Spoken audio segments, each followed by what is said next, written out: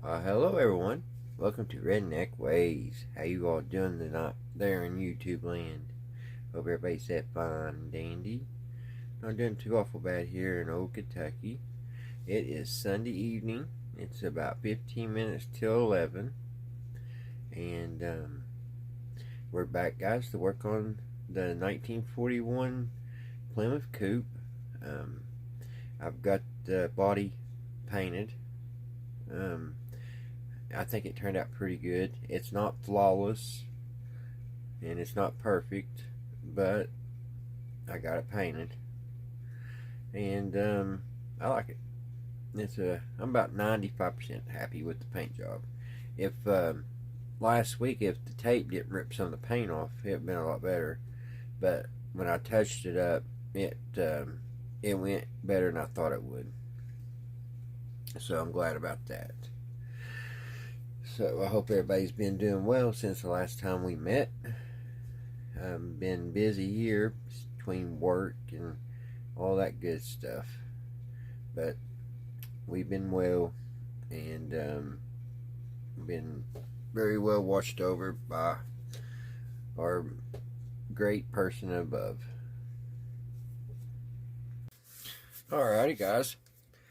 Get ready to get started. Before we get started, I want to show you all tonight's little tiny Matchbox or Hot Wheels car. Actually, it's a Johnny Lightning car tonight, and it is a pretty nice one, guys. It is a 1985 Chevrolet Silverado, sunset orange metallic and black gloss paint. Ain't that sweet? It's the Zinger collection. And it has slicks on the back, open headers on the bottom. I wish they would have painted the headers so you could see them a little bit better, but they just go so far there.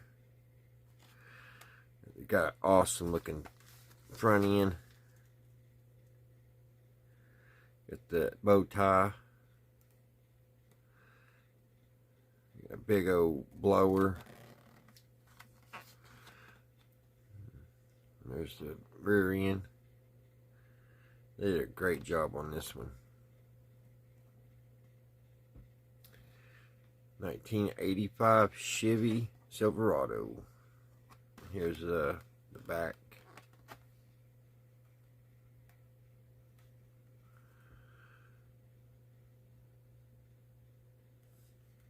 So, alright, guys. So let's get started tonight. We're going to be listening to Art Bell again. We're actually going to be listening to the Ghost to Ghost. We haven't played one of those on here. So this was aired 1996, April the 13th. Art Bell Ghost to Ghost, AM Friday night. Ghost Tales. Let's see, January. It's weird that he aired that in April. Usually he did that at Halloween, but it's what it says, 4/13. So let me get you guys. I gotta move the camera just a little bit, and we'll get started.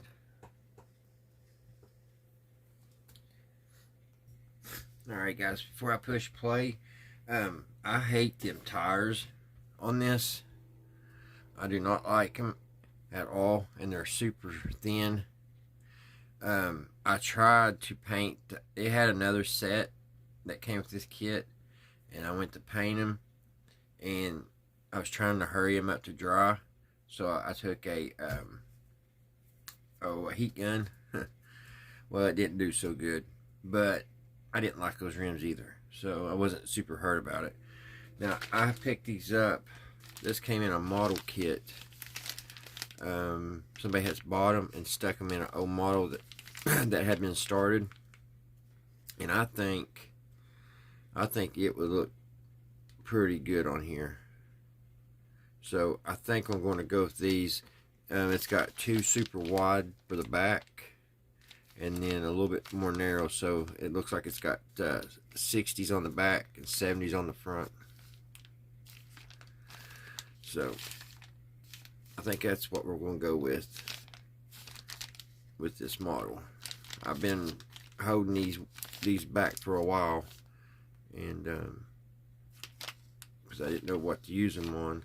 Everything else I built, the rims are pretty nice. This is the first model I built that I did not like the rims, so we'll see how these look. I'm sure they'll fit because it's the same thing. It takes that rod, that thing that slides through the shaft, so we'll just see what it looks like. We may get stuck using these, I don't know. Alright, let's carry on, and here comes Art Bell.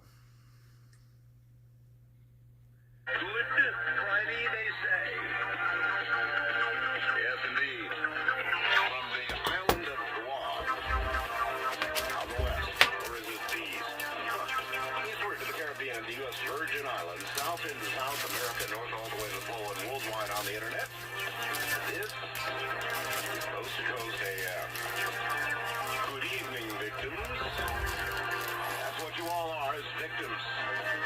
Right? There is no question in my mind, nor has there been for years, about the existence of ghosts. I know there are ghosts. Most of you, the majority of you actually, know there are ghosts too. So every now and then we stop what we're doing, whatever that is. What is it we do here anyway? Anyway, we every now and then stop and we do what we call ghost to ghost instead of coast to coast. Actually, it's the same thing, just new name. And we tell ghost stories all night long. Now, you may hear it in my voice, but if you would like to see it in my face as well, then you're going to want to be absolutely certain you check out tonight. We're going to be trying to install this. Which I took. I'm going to try to put a little silver on these wires. That'll show you. It'll absolutely demonstrate to you what my mood is like. You'll be able to see my mood like that. It's my webcam shot. You know, you go to my webpage, go to program. No. You don't go to program. How do you get there? Let's see. Good. Now I can't even operate my own computer. Here we go. Program and Art Bell Studio Cam.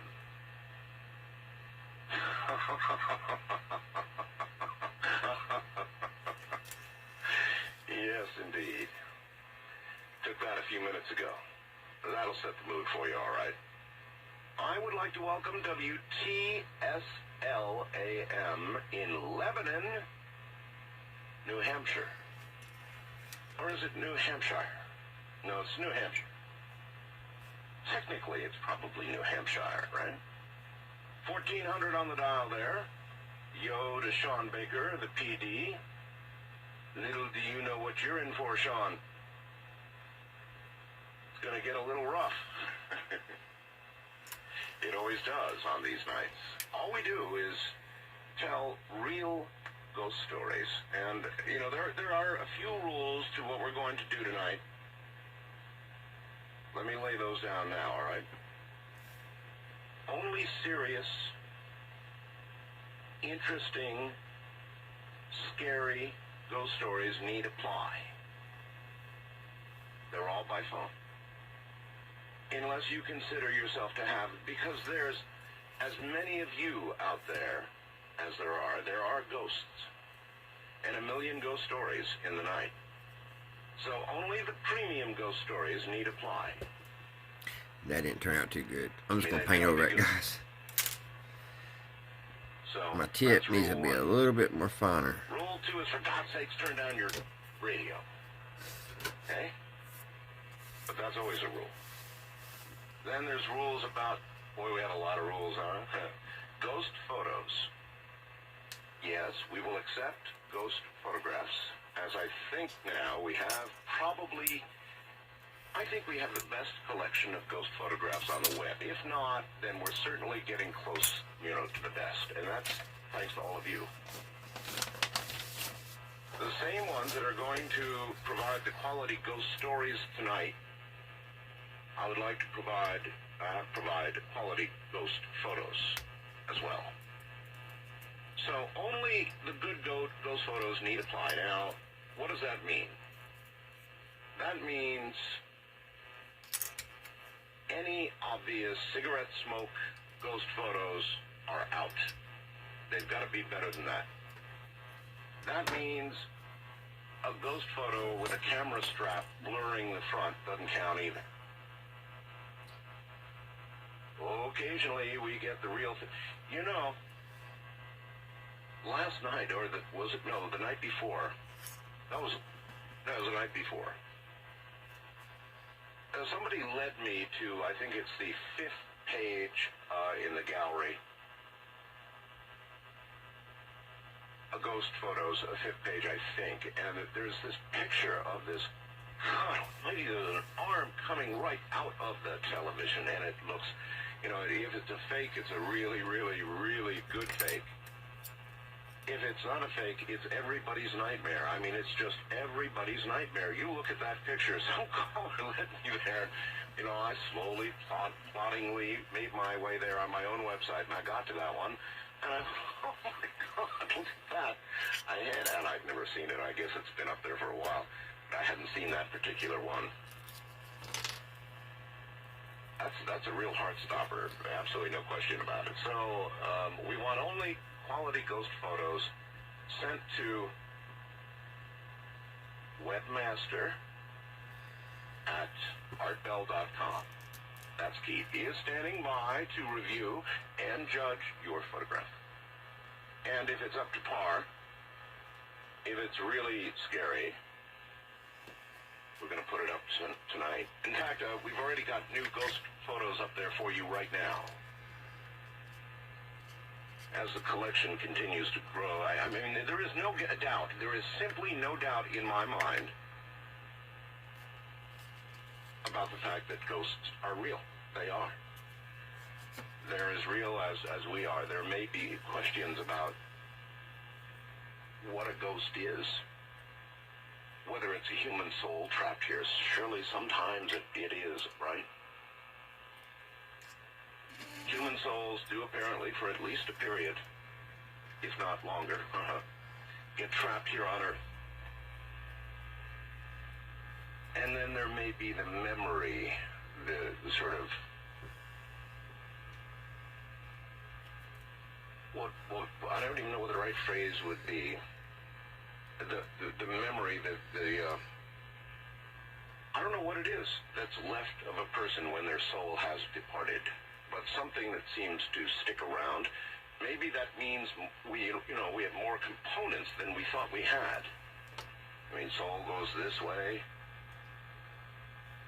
The lingering memory of the person goes that way. I don't know. Have you ever thought about that? We may have more components than you thought.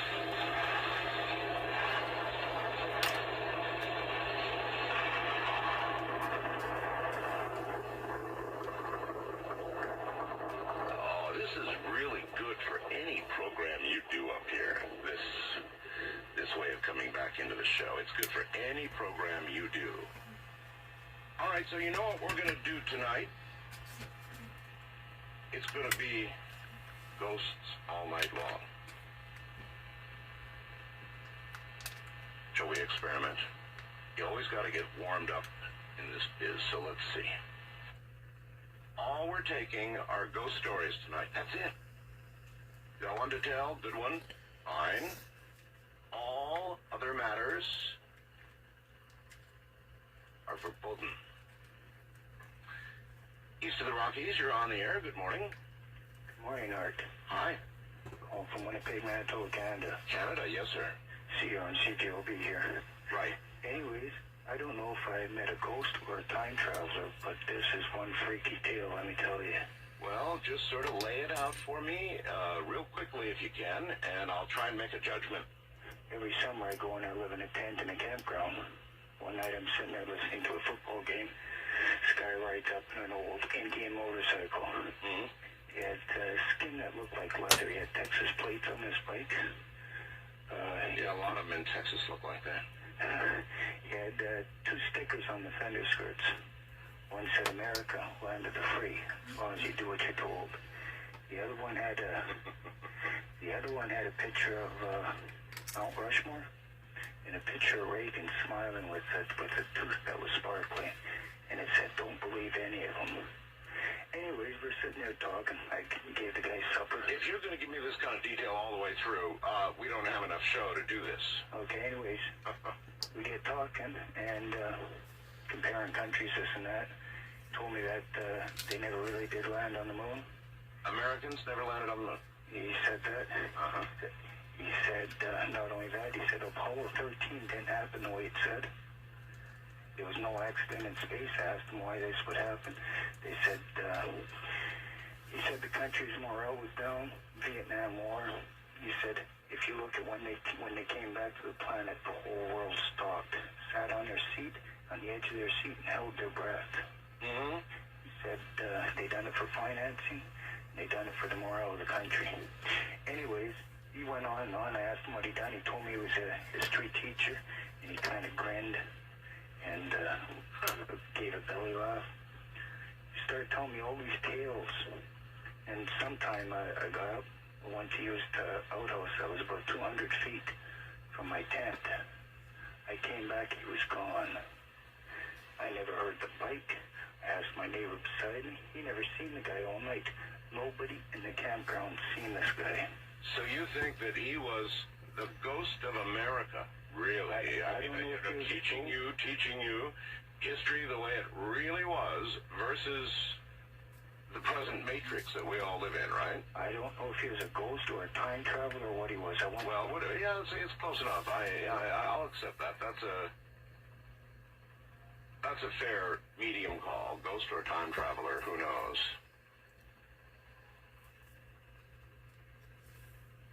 Matrix traveler, how about that? West of the Rockies, you're on the air. Good morning. Yes, man. Oh, man, I'm glad I made it there. Yeah, I'd like to speak to Mr. Artbell. This is Mr. Art Bell. Hi, sir. How are you? What can I do for you? Do you have a ghost story? Yes, I do. I guess it was back in 93. I was in a 7-Eleven. There was just 3 people in the 7-Eleven store, me and 2 people. 2 people came in front of me and they were going through the yard, where the milk and the soda pops are. Yeah. And, generally, yeah. Anyway, up against the wall, usually. But anyway, these 2 people looked they were dressed in rag clothes. And they're just a few feet in front of me. And all of a sudden, I heard this voice out of nowhere. It says, "Only fools pay." And I was just looking around, and there's nobody there that said that. And maybe it was a voice in your own head. Yeah, only fools pay. Only fools pay. Trying to talk you into copping a soda pop or God knows what else. See? Could have been your own inner voice tempting you. The little guy that sits over on the... Does he sit on the bad one, sit on the right or the left? Then there's a good one. But the good one doesn't get to speak up that much. That sounds like the bad one. Only fools pay in 7-Eleven. Take it, bud, and run. First time caller line, you're on the air. Hello. Hello, Mr. Art. This is Frank. I'm calling from Orlando, and I'm listening to you on the internet. Yes, Frank. This is quite a few years ago. I was actually pretty young, about 6 years old, 6 or 7. I lived in Long Island at the time, and I had an appearance of some type of apparition in my bedroom window. Stays with me today. I remember it as just like it happened yesterday. What do you remember it looked like?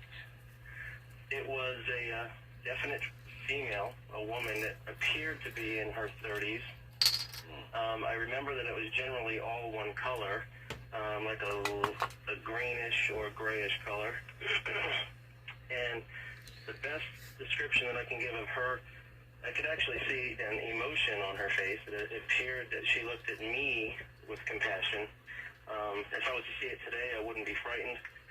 but then I ran out of my room screaming. And I never told anybody about this until about the age of 25. I was mentioning it to my sister. At that point, she told me that she had also seen the same thing in our house. Oh, no kidding. So whatever it was then was in the area of your house, and not just visiting you in particular, but... I would imagine, it was not something that I saw all the time. It was just a one-time deal. My parents never mentioned anything of it, but we did move out of that house about a year afterwards, and the people who purchased the house from us moved out about 2 months afterwards. Now, I don't know if that's related or not, but... I don't suppose when you sold that house that you disclosed to this happy little honeymooning couple that was going to get it next, that there was an entity in there that would tend to show up by your bed in your window at night. Well, at the time, I wasn't old enough to have that kind of contact to give that information, but... You mean you didn't say, Mommy, Daddy, No. you've got to tell them? Well, actually, I have a grandmother who was babysitting that evening, and she does remember me running out of my room screaming. But, Oh, yes, yes. yeah. All right. I appreciate your call, sir. Thank you, and take care. Yes? An entity. Well, what do we know about this? We know that ghosts, particularly those produced by suicides, especially suicides, and that is worrisome, seem to hang around the place where they committed suicide, where they took their own life. So I suppose, had you had a chance to, check into it a little bit, you might have found that somebody may have done themselves in on that property somewhere. These days, you've got to disclose that kind of thing when you sell a house. But you and I all know, we both know, don't we, that you would never disclose that, would you? And oh, by the way, you're buying an entity as well. It's in the house here. No? You're not likely to say that, are you? So, I wonder how frequently such a thing is invoked. I suppose when there's an official prior history of haunting. Now, how would you establish that? Well, newspaper articles, perhaps? I can see an attorney using that. You see, there was publicity about this house. Everybody knows there was something wrong, very, very wrong in this house. A newspaper story like that. So who would want to have one about their house, right? Nobody. Then you couldn't sell it without disclosing what was really going on inside.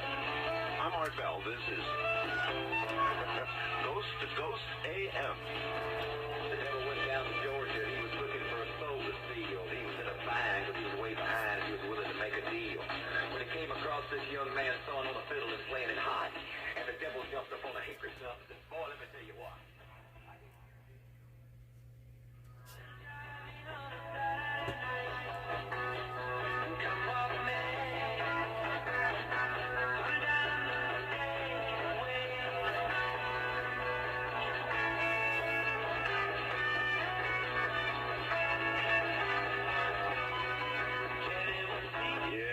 Yes. Jenny was sweet. But was she human?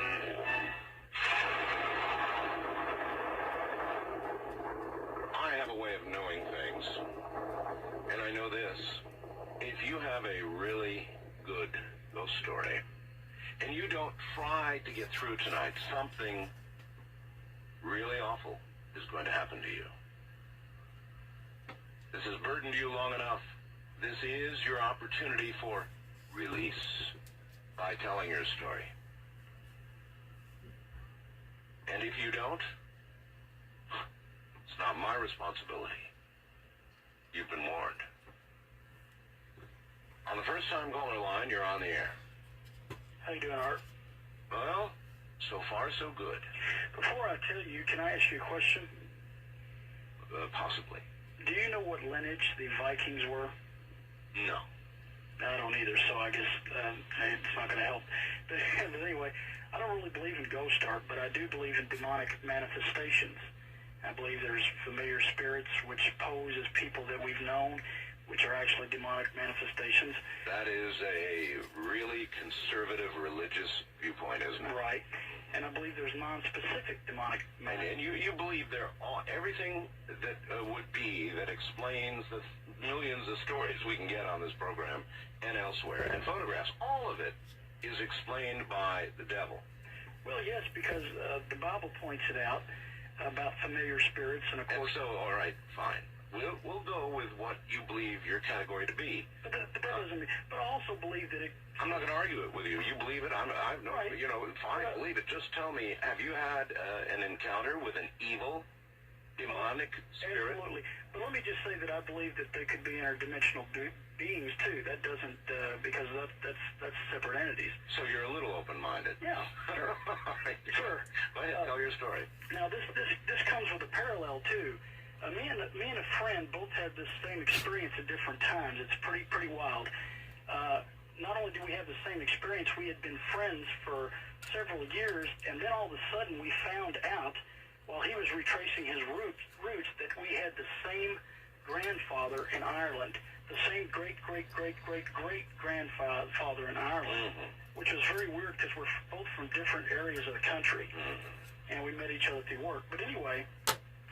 what happened one night is, I'll get right to the story. I woke up, and what I saw was really, really scary. There was a big entity in my room at the foot of my bed, and it was huge, and it had horns, great, huge horns on its head. And I'll get to the clincher of this in a minute. But it had great horns on its head, and it had red eyes, bright red eyes, and it was just standing there in my doorway. Eat red eyes. Eat red eyes. Right.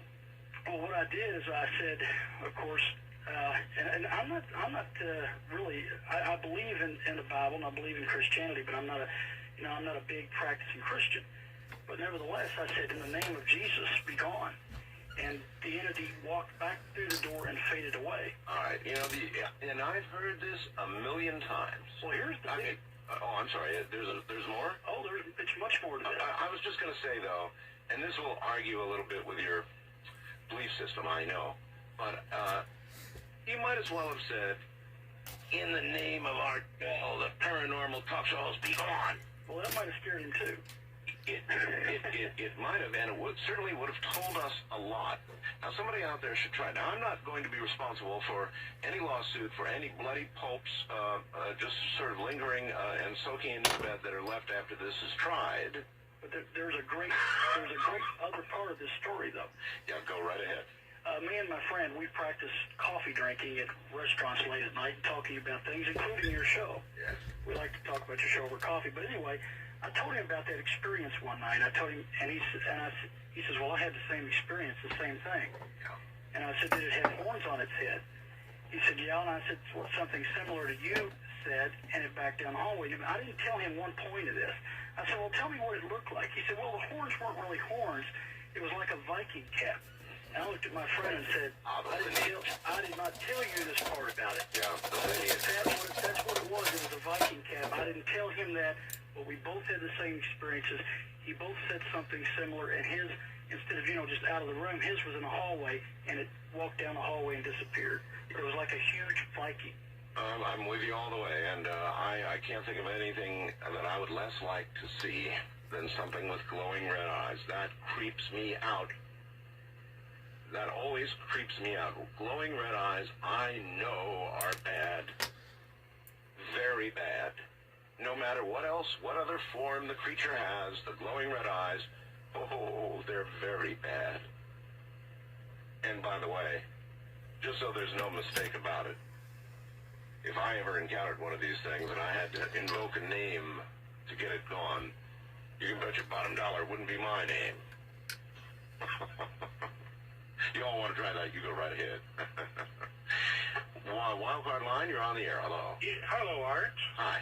This is Robert, the KFI in Los Angeles. Yes, sir, the mighty KFI. I have been haunted by the ghost of a dead cheerleader. Whoa. She- Not as bad as a lot I hear about, sir. Oh, yes. She died quite recently. She was murdered by a photographer, and the photographer was sentenced and convicted for murdering her. Yes. Remember this story? No, but well, let's see. Do I? I do remember. Well, anyway, it's not important. Go right ahead. All right. Dead Well, you cheerleader. see, I had met her five years previously, but I was haunted by her in 1973 when I was in the Air Force. Would be in formation. There'd be several thousand of us in formation going to tech school, and all of a sudden, the entire formation was called to a halt. All the big NCOs and officers came up to look at me, and I'm standing there wearing a cute little cheerleader outfit with pom-poms in my hand, and the airman behind me is rubbing my behind. And after that, my life was a living heck, and I couldn't understand it. Anyway. Well, I remember boot camp real well. And people like you, if you were really in that outfit, you know, it's like you went home the next day. You already had, that was a ticket home. So there can't possibly be more to this story. Oh, there's plenty. Well, there can't be, except to say that in boot camp, a lot of us in our mind's eye saw cheerleaders. Mm-hmm. Every day, in fact. Well, everybody saw one. And there wasn't a woman around to be seen. Anyways, my former commanding officer was Brigadier General Chuck Yeager. Shortly after that, he came down to interview me. Why? Because my commanding officer was friends of Yeager, and Yeager came to interview because he heard about it. This is about the time of the comet. This is about the time of the comet in 1973, and about the time Colonel Fox of Keith went Air Force Base. It never got that weird, sir. Never. Chuck Yeager had a lot of things to do with his time, but interviewing people who had donned cheerleading uniforms in basic training while getting fondled, that would not have been high on his list. I don't buy it, Monk. East of the Rockies, you're on the air. Hello. Mr. Bell. Yes. Oh, sorry about that. A little slow on the trigger here. I'm not a Canadian, so I really enjoy it. It must be Air Force night tonight. I'm retired Air Force. Are you? I was stationed at F.E. Warren Air Force Base the last few months I was in. And since I went retired on active duty, they gave me a position babysitting in the dormitories. The buildings at F.E. Warren are extremely old. They're from after the Civil War. And I worked very late at night. That really is old. Yeah. Quite a nice base. But as I was sitting there, must have been about 3 in the morning, I had a Buffalo soldier report in. And A Buffalo soldier? yeah, full regalia, buckskins, the hat, the pistols, just terrified me. You mean just came right up to you? He came into my office, didn't Full like that. form, not wispy or anything like a ghost, but just solid human? No, he was solid to me, and then he left. He just disappeared. Vaporized, I guess, would be the best word for it. In front of your eyes? In front of my eyes. About 5 minutes after, everybody in the dormitory knew I'd seen him. Because it did scare me. Well, there are two types after an experience like that. One is, like you, can't keep your mouth shut, going to have to tell everybody in sight just to feel better about it. And the other is, I'm never telling anybody about this. I'm going to go have a little nap, and I'm going to see if I feel better. Well, I lived across the field from General Blackjack's old house, Blackjack Pershing. Yes. And there were reports of lights and stuff in that building, his old house. And I had never believed anything until that soldier reported to me. And it was amazing. Here's something that I've thought an awful lot about, and that is battlefields. I, too, was in the Air Force, to pile on here, and during Vietnam, and a lot of people died, and, you know, there are a lot of ghosts on battlefields, and I've been, if a ghost is really a human soul still here on Earth, then there would be, in my mind, zero righteousness in the world and a very unfair God to take any soldier who had died in defense of his country and keep him trapped, keep his soul trapped on Earth. Yes. How ultimately unfair would that be? That would be a terrible, terrible afterlife. Yeah, exactly right. Thank you very much. Terrible indeed. So, why then are battlefields littered with ghosts? Hmm? to occur. And the only answer you can really hope for here is that indeed it is not the soul, but some other component of what's left of you when your body is gone. What's to the Rockies? You're on the air. Hello. Hi, Art. This is Anita from Harrisburg, Oregon. Hi there, Anita. Hi. I have a kind of a freaky story to tell that happened to me. Actually, we've had several things happen to us in this house. And anyway, my husband and I just watched a movie. It was the Amityville Horror. And we're getting ready for bed and went and got in. And I started getting this really icky feeling like something evil was in the room with me. Yes. And my husband had gone to sleep, and we had our 1-year-old son in the same room, and he started fussing and wouldn't settle down, and I was starting to doze off. Every time I doze off, I'd jump awake, like something kept bothering me, or, and I had this real evil feeling. And about 3 o'clock in the morning, I had dozed off, and I jumped awake again because it felt like something had taken a finger and run across my feet at the end of the bed, and I heard a hiss. A hiss. And you don't have cats? No, we didn't have any cats. Hisses are really bad. Yeah, but I had the light on all night. I was laying there on my back, so I could see all around the sides of me, and anyway, I was so scared. I didn't know what to do, so I said, I just said a quick prayer, and that feeling went away. And was finally and whatever it was went away. Yeah, it did. And my son settled down, and I settled down, and we slept the rest of the night. And well, I guess we've got to ask: is that really the power of God? Is the prayer, the invocation of the Lord's name? Yeah, but Jesus, does that really drive these things away, or is it just the command, your mental command to be gone? Yeah, but before that, my husband had seen a big figure in our doorway of the bedroom. He just saw the form of it, and this was like probably a couple months before my experience. And then it went away, and then a couple nights later, he woke up, and it was right in his face. And he goes, "What do you want?" And it says, "I want you." And he just lay there. He was just frozen. And then I woke up too, and he was just drenched in sweat. My God, you mean you both saw him, or when you woke, you saw him drenched in sweat, huh? Yeah, he was all freaked out, and I that's interesting because I've never heard of anybody coming back from "I want you." Yeah, I know. Well, we moved into this house. We had to clean it out, and upstairs there were stacks and stacks of witchcraft books, and we kind of think that has something to do with it. Do you know anything about the former tenants? Not really. Just that they weren't very clean. We had to clean up the whole house. And they obviously had a big interest in witchcraft. Oh yeah, big interest. And even my kids, when they were little, they slept up in that room where we cleaned the books out of. And my oldest son said he would see, he described them as white ladies dancing in the closet. And he said that they made kind of a growling sound. Growling? Yeah.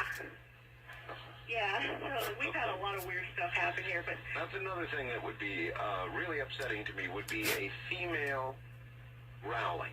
Yeah, yeah, and my older daughter had seen him too at the same time. So I knew that they, and they were totally serious. That's even more serious. When you have like two people, two witnesses, two family members who see the same thing at the same time, if that really happens, time to move out. Well, actually, we had a house fire, and it burned the whole upstairs. You're kidding.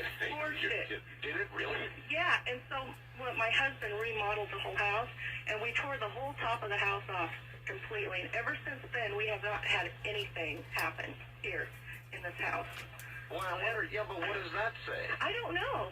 That's really, that's another thing that's I found really strange because, after the house fire, we rebuilt the house and then nothing happens again. So you burned the ghost out, or the ghost burned itself out. And what caused the fire? Do you know? Well, they think it was an extension cord, Oh, but yeah, they're yeah. not sure. Yeah, that's almost as good as swamp gas Yeah, for because UFOs. this house was built in 1940, so, you know, lots of things could have happened here. But see, that sort of seems to say that whatever it was locked into that physical place, that physical building. Uh-huh. And so what in the world do you suppose happened to it when it burned? I don't know. That's what I've always wondered. That's had me puzzled because, you know, we were having so many weird things happen here, and then all of a sudden, it's gone. Well, a lot of people in the audience scoff at this kind of thing, and they say, baloney. Stories, made-up stories. Not made up, is it? No, none of it. I appreciate your call. Okay, thank you. Thank you very much. Take care. No, not made up. Unfortunately, these things are real. I wish that we understood more about them. And try as we might, it seems nearly impossible to achieve that. Once again, you might take a glance at my webcam photo tonight when you get a chance. It was my in the mood photo. Well, let's see what lurks upon the wild card line. You're on the air. Hi. Hi, how you doing? I'm doing okay. Extinguish your radio. I did. Do you have a ghost story for us? I certainly do, sir. Let her I rip. have. Okay, so I was in my house in Plymouth, New Hampshire, where I actually rented the apartment above an accounting office, and one night at about 10 o'clock at night, all of a sudden I heard some loud noise, which sounded like somebody was down there slamming one of the doors. Then I heard what sounded like somebody going into a file cabinet and just ripping through the files, like you could just hear papers flying through. Yep. And then, and I was scared. I said, well, I yelled down to it. I said, who's down there? And I said, I have a gun up here. And no response, just started tearing through me even more. So I went and I called the local police. They showed up in 3 minutes. The noise stopped pretty much right as they showed up. I went out and, greeted them, and they were like, well, what's going on? And they went and they checked all the doors to make sure nobody had broken in. And then sure enough, they said, oh, there's nobody in there. They shine their lights in there, whatever, and they left. Well, the next morning, or later that night, I heard nothing more. But then the next morning, the accountant came in and said, I went down there and said to her, this was my landlord, I said, I thought, I have to tell you, I called the police last night. I thought someone had broken in and been going through your files. She's like, well, nothing's out of order. And she's like, that's really weird, because I couldn't tell. It felt like somebody was holding the door when I tried to come in this morning. Oh, really? Is this our bell? Yeah, of course it is, yes. Yes, okay. Like somebody was holding the door and she couldn't get in? Yes, sir. While all this was obviously going on, huh? Yes, and then she went around the front, unlocked it, and went in, and went back to that back door, and that door was unlocked, and no one was there. And I was looking out every window in that house to make sure that nobody came running out of there, because it is a college town. I've got to go at that point. Thank you. This is Ghost to Ghost AM.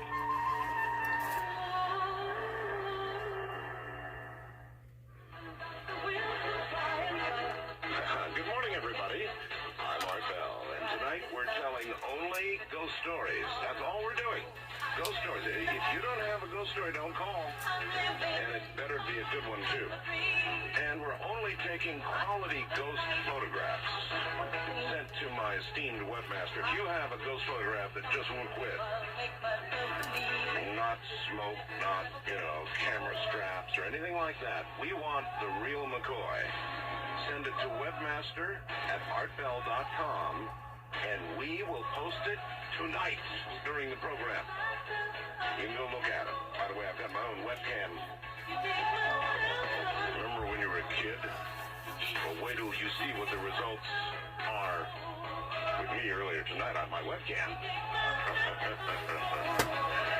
It says volumes about my mood.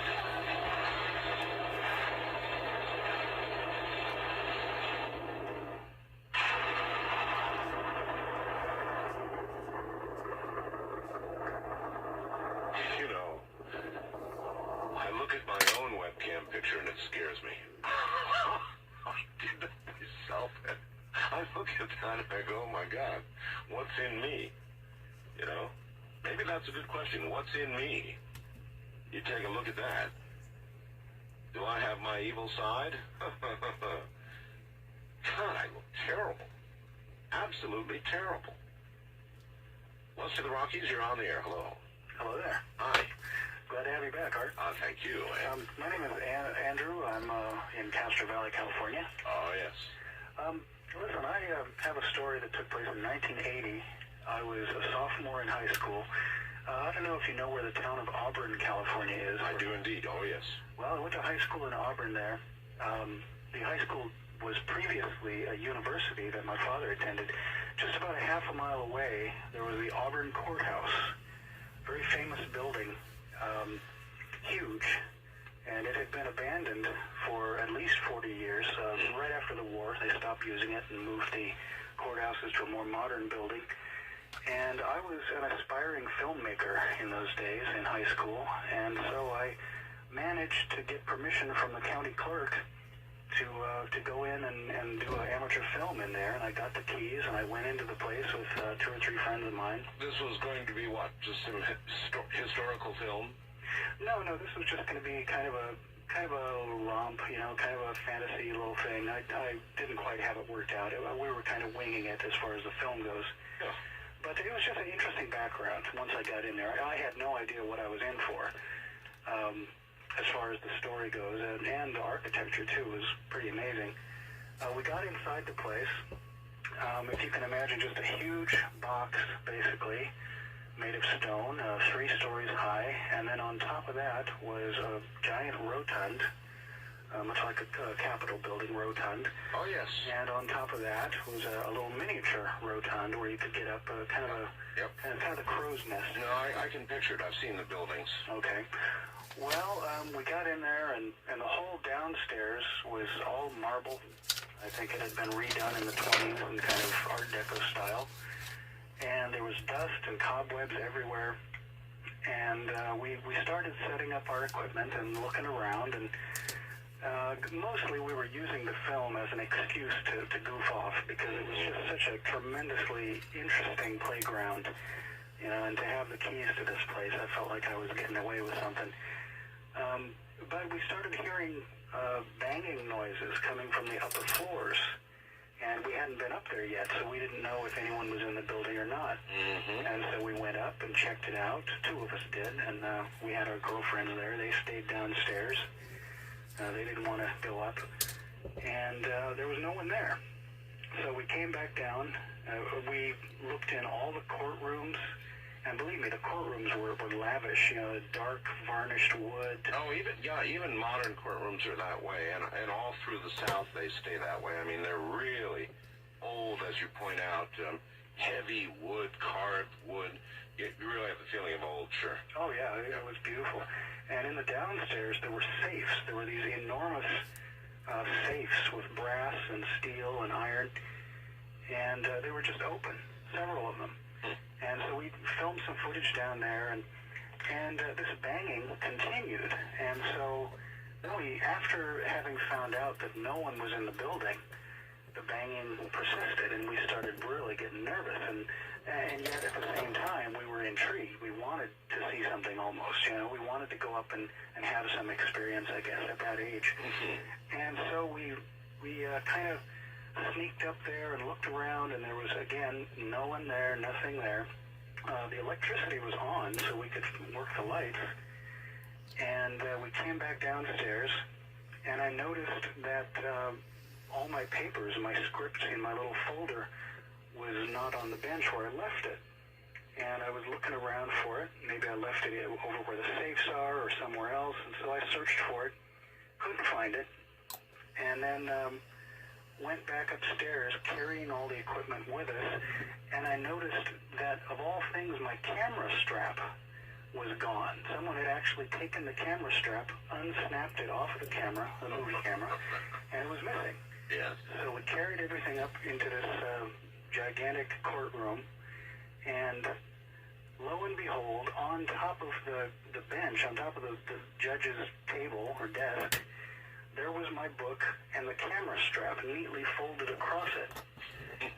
And, you know, there was only 4 of us. The girls were really reluctant to come upstairs at all. And so there was me and my friend. And I would have noticed if either of us had been carrying the book or the camera strap. And I went back down and asked the girls, you know, how did the camera strap get off of the camera? And they said, oh, we don't know. We've just been sitting here the whole time. They were down there, you know, having sodas and eating food or whatever. And so I'm like, okay. So we went back upstairs, and we had turned off all the lights because we wanted to see if we could do filming in the dark, you know, with the present light coming in through the windows. Only the young and stupid. Well, you know. I mean, after all this, you're turning off the lights. All right, go ahead.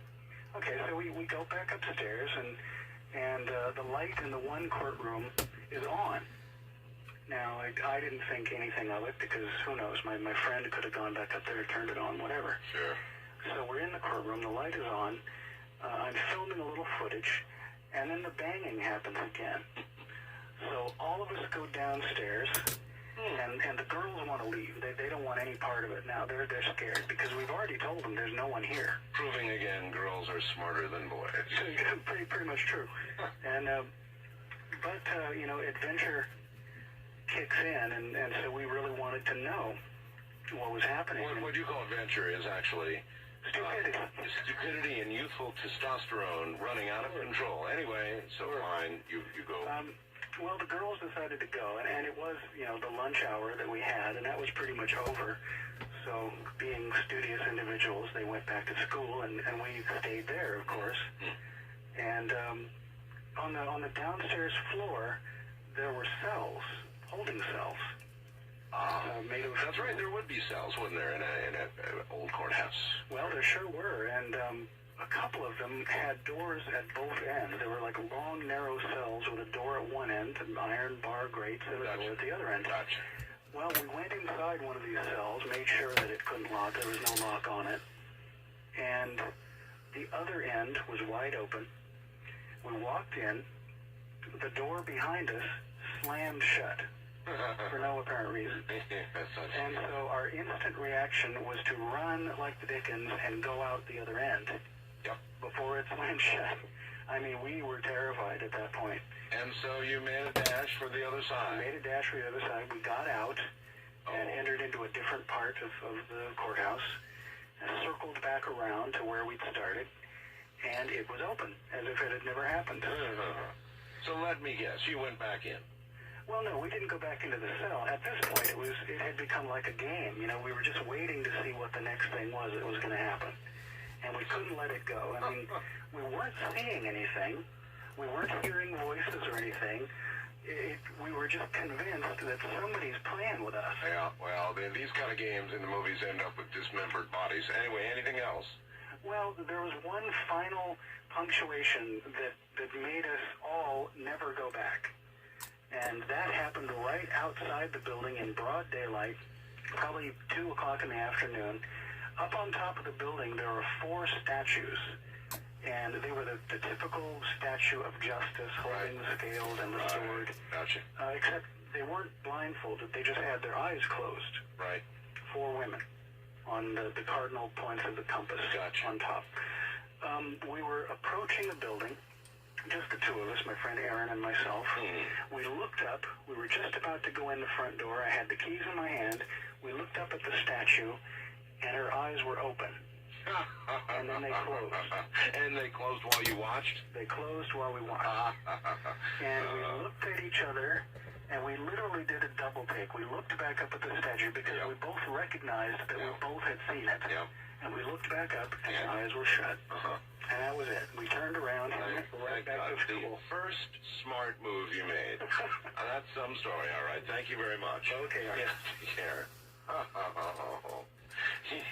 You know, when you look up at a statue and the eye opens and then closes, it's really time to go. I bought the whole thing, and the only thing that could have caused me to reject that entire story would be if they'd have, climbed up to investigate the statue or gone in the house. That would have been too much for me, but I'll buy what he gave. That wasn't bad. First time caller line, you're on the air. Hello. Hello? Hello. Hello, are you talking to me? Yes, I'm talking to you. Oh, there you go. Where are you? I'm on Long Island, All right. New York. This is Russ. This is my first time call, and I have something that happened to me when I was 4. I'm 47 now, Okay. and what happened was I was running around the house after my sister. My sister was 8, I was 4, and I couldn't catch up to her, and she ran down the basement stairs. I ran down there after her, and she's running around the basement. And she's I'm sorry, guys. I didn't mean to kick catch that. up to her, and as I was trying to get her, Sorry about that, guys. I saw the basement door open, and so I said, down the heck with it, and I ran up the basement steps to go outside. And when I got to the top of the steps, I noticed my sister was in the backyard playing, and I looked down the stairs, and I said, well, if she's out there playing, then who's laughing downstairs? But, at 4 years old, who really, thinks of anything scary? Yeah, of course not. You don't. So then I just went outside and I continued to play. That was the first thing that happened. Then as I got older, my father would yell up the stairs at me and wake me up around 2 o'clock in the morning and say, what are you doing up there? Get to sleep. So I said, you just woke me up. So something was going on around he you. said he heard walking around. He says, you're walking around up there. I said, I'm not walking around. I said, you just woke me up. So now years go by, and I'm in the kitchen, and he's in bed sleeping, and my brother is upstairs sleeping now in that room. And and I heard walking around, and I went by the stairs, and I said, Jimmy, what are you doing? What are you doing? So I went upstairs, and my brother was sound asleep. So I got a chilling up my back, and I says, geez, this is what my father's been hearing all these years, There you are. And so that's been going on for, that happened, that went on for quite a few years. Have you ever seen anything? Yes, I did. Scared the hell out of me, too. I was around 15, I would think. And we had a whole, we had company over the house. It was a party for some reason. I don't know what it was. But anyway, there was a lot of people in the house. And I was coming out of the bathroom. And directly across from the bathroom is my mother's bedroom. My parents' bedroom. And so as I opened the door to come out, I saw a woman standing in the bedroom at the edge of the bed in a long white gown. I couldn't make the face out, but she was, it was just beautiful. That's all I can remember. It was just beautiful. And I went into the kitchen and I said to my mother, I says, what's the lady inside in the bedroom with a long white gown on? This sometimes could be a really bad thing to go tell Mom. Well, she said, anyway. Well, she said, I know what you're saying, bride and all that stuff, but no, she says, no, there's nobody here, and there's no one in the house with a long white gown on.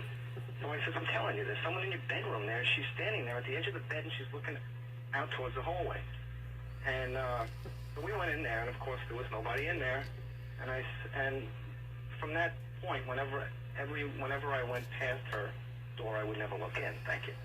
But because I did not want to see that woman again. Then there was one time where I came home from work pretty late, and I walked in the house, and it was dark, and I said, Ma, I said, you home? Because I heard a TV on in the den, and she always kept the lights out. She just kept the den lights on, and Sure. With the TV on. So she goes, I'm home. So I said, okay. I walked inside, and I walked in the den, and there was no damn TV on, and there was nobody home. So I flew out the door. I mean, I got these chills that went crazy. I just shot out that door. Then I was sleeping, and I woke up. We don't have a lot of time now, so. Okay, all right. I was sleeping in my room, and the whole light was on. This is when I was just a kid, and I looked over towards the doorway, and there were two dark figures standing out my doorway. I don't know what they were, but they had these, like, they were shadows.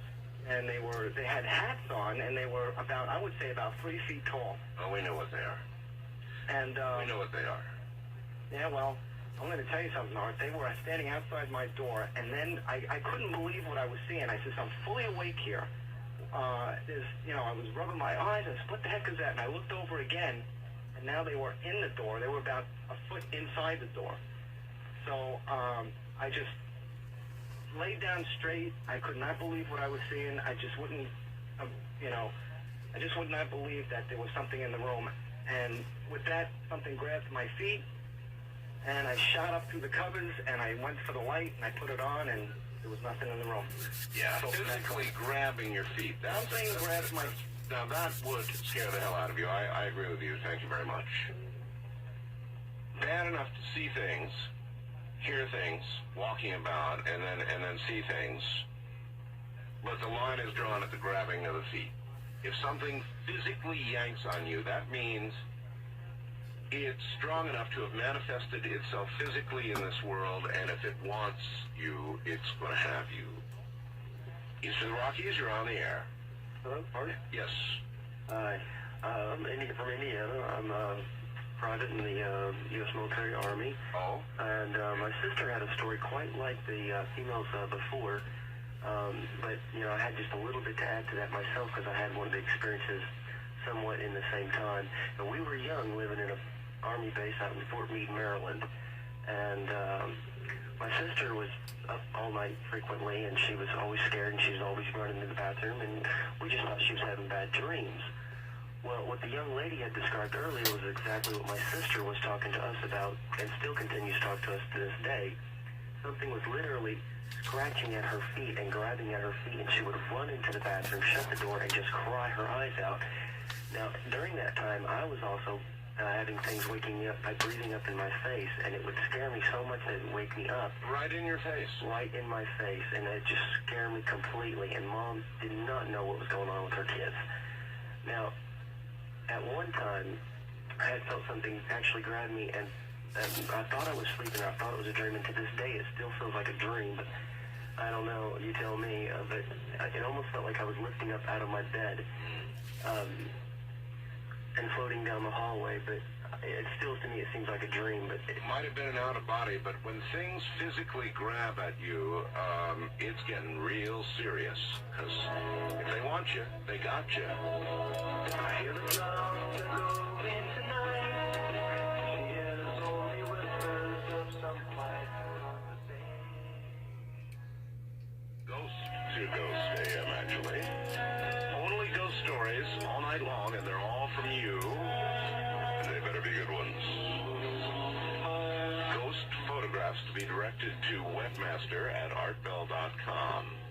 Travis in Belfair, Washington asks, Art, have you ever considered doing a show in a haunted house for an episode of Ghost to Ghost?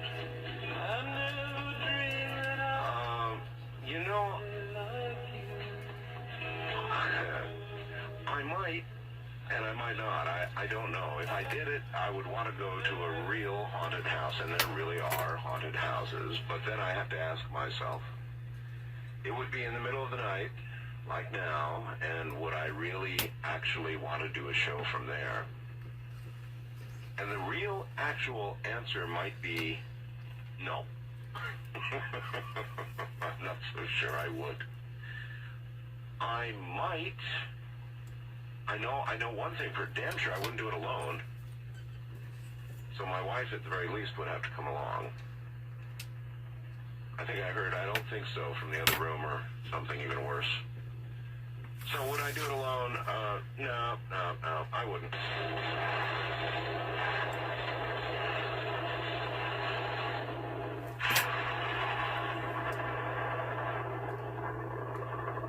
Into the unknown night once again. West of the Rockies, you're on Ghost to Ghost AM. Cheers. Art, cheers. How you doing? I'm doing okay, sir. I'm calling you from San Diego, listening to you on KOGO. That'll be the one. Yeah, Padres won tonight. Go Padres. But, yeah, I'm JD, and I talked to you one time before, I think. I'm the guy I'm really into the Somewhere in Time thing, too. I'm trying to bring it to stage, but before we get into the ghost story, you got it. You gotta go right to the ghost story. well, this has to do with the ghost, because did you know Somewhere in Time was really not that Mackinac Hotel? Yes, it was actually down near you. Yeah, Hotel I know Bell. all about that. And that's a haunted hotel. They have a room shut down. But that's not my story.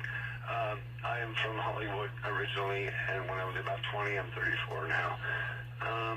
This a girlfriend of mine had a very successful father who bought a mansion up in the Hollywood Hills, and it has been empty for about I don't know, 8 to 10 years or so, whatever. And the first night he bought it, he was very excited. He told his daughter, and we went to go check it out, and it had a pool.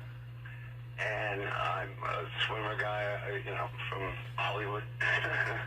Anyway, it was a really creepy pool because all the plants and everything had kind of overgrown, and it was a black bottom pool. But it was nighttime, and I took a dive in, and I'm a great swimmer. It was a hot summer night. It was in August. And Young and stupid and in Hollywood. yeah, I was. And it gets worse. But so I dive in, and when I was under the water, I just got this panic feeling that something was wrong. And I got up, and I got right out of the pool, and I said, something's weird about that pool. So time passes. The gentleman whose house it was moved in, and he went away. He's got schools in London and Hollywood and New York, so he went away, and he didn't like me seeing his daughter, so I was not allowed at the house for. Anyway, he was in London for 2 weeks supposedly, so I went over. Good time to see daughter. Yeah, so I went over, and I brought my Ouija board, which I'd been messing around with I don't know. So we Ouija'd there, and we got a hold of, and I'd been familiar with it. She wasn't that familiar, and she thought it was being pushed, but it was these two little boys called Seth and Steve. You mean that we're giving you messages on the Ouija board? Yeah, for real. Now, let me guess. The Ouija board probably said... What the paint in there? Come on in, the water's great. That was Art Bell on East and West of the Rockies. No, they were 4 years old and 7. And the 4-year-old absolutely despised me. He didn't even know how to spell. He knew how to say, like, a few curse words. I gotcha. But anyway, moving on. This 4-year-old, I mean, really despised. And my hair was standing up by my arms. I was like, I don't like this. It's weird. So there were these two boys, and the older one, who was 7 years old, explained that when somebody lived there about 12 years ago, they were not supposed to be hanging out there, but there was a very high wall on the other side of the pool, and they went, and the little 4-year-old fell, and the 7-year-old jumped in to save him, and the 4-year-old dragged him under. They both drowned. So they told us this on the Ouija board. So the next day, the girl's sister came over to the house to hang out by the pool, and we were all out by the pool. She wasn't going to tell her dad either. And she said, hey, Amy, did you know that 2 little boys drowned in this pool? And that's why it stood vacant for so long. And we looked at each other. We didn't tell her. So then here, I've never broken a bone in my body ever once, and I still haven't to this day. But the dad, all of a sudden, the next day, comes home from his, London trip 13 days early. It's like he went there and turned around. And he shows up, and found me there, and we were up in his master bedroom, just, you know, oh, it was not pretty. Anyway, threw me out, but I was going out, and I ran out the back, and I was, like, in underwear and a T-shirt, and I went, oh, no, the Ouija board, if you find the Ouija board, it was under the bed, so I ran back up, and I got the Ouija board, and as I was running out, something tripped me. I mean, there was nothing there. I was running down but I broke my foot, and I've never broken anything, but I know that little brat, that little 4-year-old, had tripped me. I mean, it was a panic situation. No, this is really real. Anyway, yeah, well, this ghost night, so, hey, I listen to you every night. You're the best, Art. All right, thank you. All right, you have a good one. Take care. That would be terrifying in more ways than one, wouldn't it? Really, really terrifying to be caught like that. Whether it was a ghost or daddy, both were no doubt life-threatening situations. First time caller line, you're on the air. Hello. Hello. Hi. Hello. Okay. Just wanted to say here, I currently live in a house that has a couple of things in it since we've lived here. Now? You live there now? Yep, currently. Yep, it's always been here. House is about 20 years old, so it was built new. We moved in new. Nothing's ever happened, but something's always here. What do you mean? What kind of something? I guess it has to be spirits of some kind, because like we've seen things moving in the house. Everybody who's here, you know, we've always seen something. What do you mean moving? Whether it's objects. Moving in what way? And like physically moving an object and playing games with it, like. Now, do you mean like sort of moving across a table? Do you mean something in the air? What do you mean? Yep. Well, I've seen it myself move. I felt it, like when I actually wake me up at nighttime. It's rather unusual. Like I've seen it move objects. In what way? Well, like just from side to side or up or down, and then it'll just drop it. It's actually taken objects, and then they've disappeared, and then they'll reappear like a few weeks later. You know, that sounds a lot like a poltergeist. Lovely. Well, you know what else it's done? One time my brother, this was before he moved out, my older brother, he's reading a book, and all of a sudden he calls me upstairs, and he's like, Matt, he's like, something happened. I'm like, well, what do you mean? I smelled this awful smell, and it started burning his hair. What? Like, seriously, went in the room, and you know that disgusting smell when hair's been burned? I certainly do. Yeah, well, that was the smell in the room, and I'm saying, well, what are you talking about? He goes, well, I was reading my book, and all of a sudden my hair started catching on fire. So that's a strong clue. That's a strong clue to move out. You bet. Yeah, and so it's always it's something now, every day. Could you see anything? Was his hair singed? Yeah, right at the top of it. Not a lot of it, but it's definitely enough to smell it. But I mean, that's just one thing. There's every night when I go to bed, it particularly likes picking on me, and it likes picking on my mom every single night. And how can you handle that? I mean, how can you possibly handle that? How can you not move? I haven't had a clue. Like, I've gone on on vacations, and this damn thing follows me. Like, I'm not joking. I could be in a hotel, and a day later on the trip, I'll just sense it in the room. I'm like, it's here again. It actually follows you around. I don't know how to explain it. That's how it's going to look, guys. But we're going to wait till next week to put the bumpers and stuff on. We'll let everything kind of dry from the night. How can you say there? I mean, how can you say there? We'll have to try to see if I can buff it. I know. I'm here every night, and usually by myself. And yeah, I'm here right now by myself. And sure enough, 2, 3 in the morning, it's. Alrighty. So that'll about do it for the night, guys. I'm tired. Better keep my eyes open. We got the hood ornament on. Got that. We got our headlights on. So we're just going to let it dry. Them wheels just look horrible. I do not like those wheels at all. So hopefully the ones I showed you earlier is going to work out. We've got our glass in.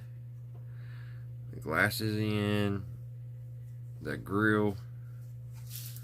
So it's coming together, and then next week we'll probably finish it up. We'll get the bumpers on, and we'll get the Coca-Cola stickers on and everything. So guys, I hope y'all enjoyed watching, and until next time, I will see you right here at Redneck Ways. Guys, y'all have a great week. Have a great Monday, and I'll see you on the next go around. Bye guys.